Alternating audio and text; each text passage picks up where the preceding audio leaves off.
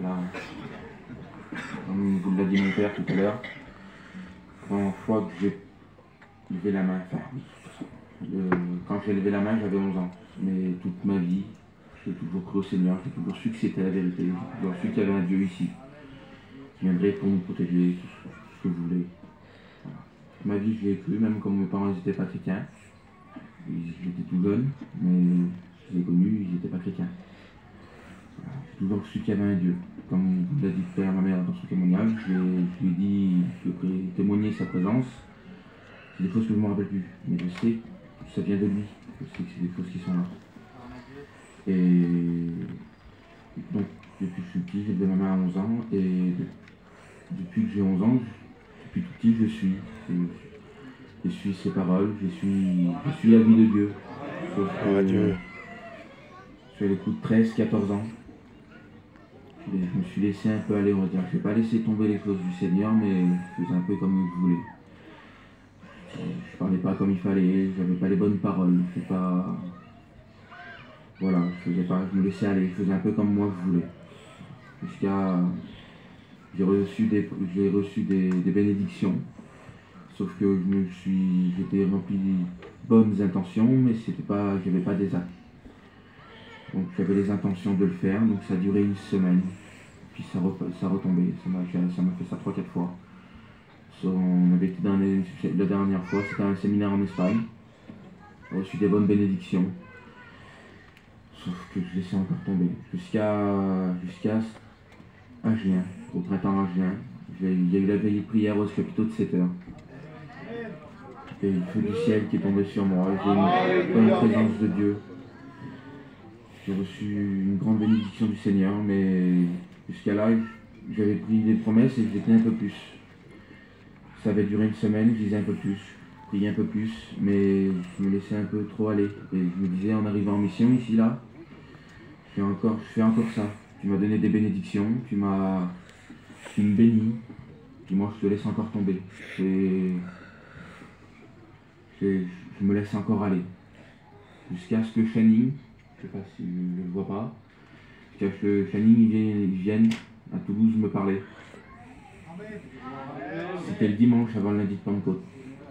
Il est venu me parler sur le baptême du Saint-Esprit. Il est venu me parler, c'est quand tu te baptises, comment tu dois prendre ta décision. Je dis, je sais pas trop, je me sens pas encore bien placé pour me baptiser.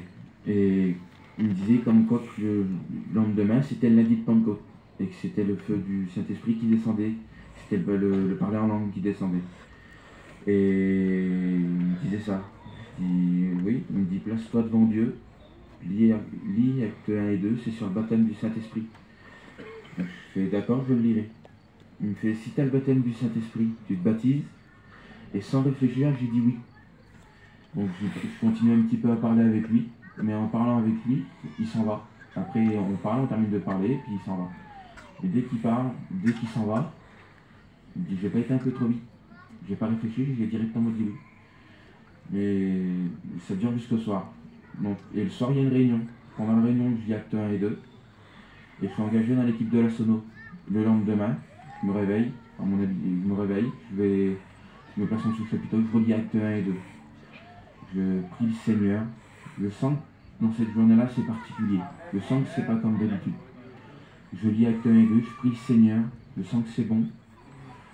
Je continue et je relis, et puis je vais continuer la lecture que j'avais pendant ce moment-là, je lisais Jean. Donc c'est sur la vie de Dieu, c'était Jean-Baptiste et Jean. Je continue les passages que je lisais. Et la réunion se fait. Pendant la réunion, c'est Norton qui prêche et je sens que vraiment c'est bon. À ce moment-là, la prédication n'était pas terminée, j'étais rempli du Seigneur, le feu du ciel me tombait dessus. J'étais béni. Jusqu'à temps qu'il termine de prêcher, qu'il demande ceux qui veulent le baptême du Saint-Esprit, levez-vous et vous le recevrez. Je l'ai pris par la foi, je l'ai reçu. Je me suis levé et puis je l'ai reçu. C'était dur. Les pasteurs ont prié pour moi. Ils ont été là pour moi. Et Badi, tous les frères, tous les pasteurs qui ont prié pour moi, jusqu'à temps que je le reçois. Et jusqu'à après, juste après que la réunion se termine, j'étais encore béni, mais j'avais le doute. Je pensais que ça venait de moi. jusqu'à pas longtemps là, je le prends par la foi, je me baptise. J'avais fait une promesse à Dieu, je la tiens. Même si j'ai le doute, j'ai fait une promesse, je la tiens. J'avais le doute, j'ai le doute fort en moi. Ça me fait tout. C'est comme quoi que ça venait de moi, que c'est moi qui disais des paroles à l'envers. Mais je sais que ça vient de Dieu. Amen.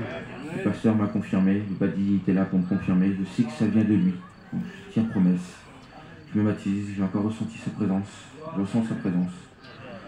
Donc je tiens ma promesse.